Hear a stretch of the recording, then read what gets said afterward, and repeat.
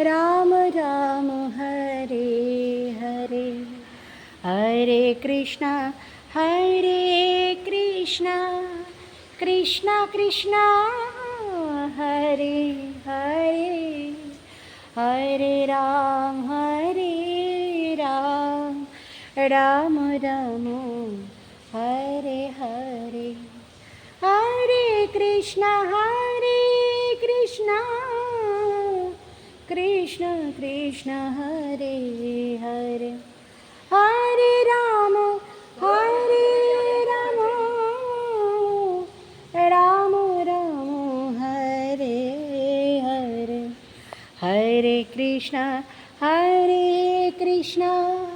कृष्ण कृष्ण हरे हरे, हरे राम राम राम हरे हरे।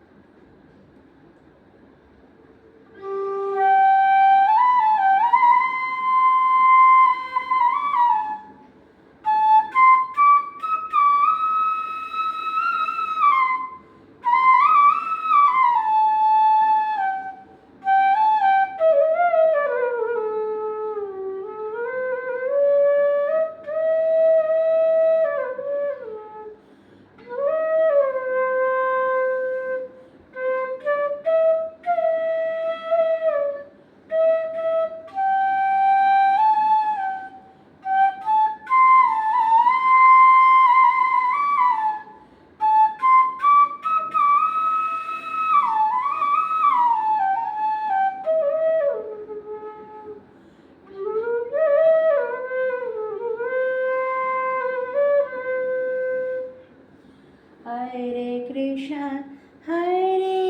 কৃষ্ণ। আমি এতক্ষণ যোগপীঠ শ্রী মন্দিরে শয়ন হয়ে গেল ভগবানের, সেখানে ছিলাম। এখন আমি ঘরে চলে এসেছি প্রসাদ নিয়ে। হ্যাঁ, তাই এই যে ধামবাস আর গ্রামবাস, হ্যাঁ, এ দুটোর মধ্যে অনেক ফারাক। ধামবাস মানে আপনার মন সব সময় সত্য রজতম এই 3 গুণের অতীতে বিশুদ্ধ সত্যই সবসময় বিরাজ করবে।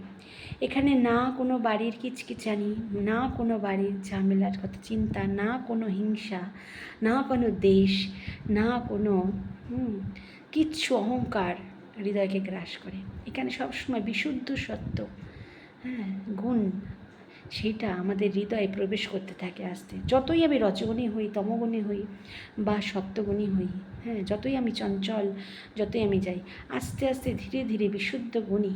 কেননা কৃষ্ণের যত গুণ সবই ধীরে ধীরে ভক্তের হৃদয়ে প্রবেশ করে। এ হচ্ছে ধামবাসের মহিমা। আর ধামবাসের অনন্ত মহিমা, তার মধ্যে এটি বিশেষ। কিন্তু গ্রামে থাকলে আমার যে প্রবৃত্তি, আমার যে সকল গুণরাশি, সংস্কার রাশি আমি নিয়ে জন্মেছি, সেই সকলের মধ্যে আমি বিচরণ অহরহ করি। এবং তার থেকে মন থেকে উঠতে চাইলেও, আমার কোনো বাজে উপাস ছাড়তে চাইলে অনেক কষ্ট সেখানে।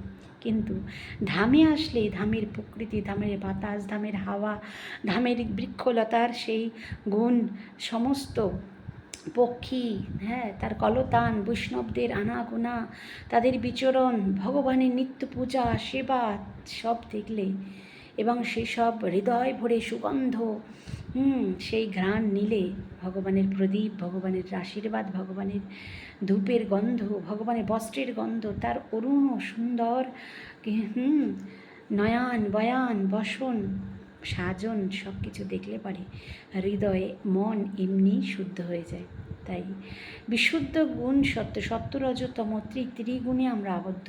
এই ত্রিগুণ থেকে যদি আমাদের উঠতে হয়, তাহলে ধামবাস একান্ত জীবনে প্রয়োজন। তাই যারা যারা ধামে বাস করতে চান, তারা ছুটে চলে আসুন, হ্যাঁ, ধামে। আমি একদম কাছেই আছি আপনাদের, শ্রীধাম মায়াপুর ধামে। হরে কৃষ্ণ, শুভরাত্রি।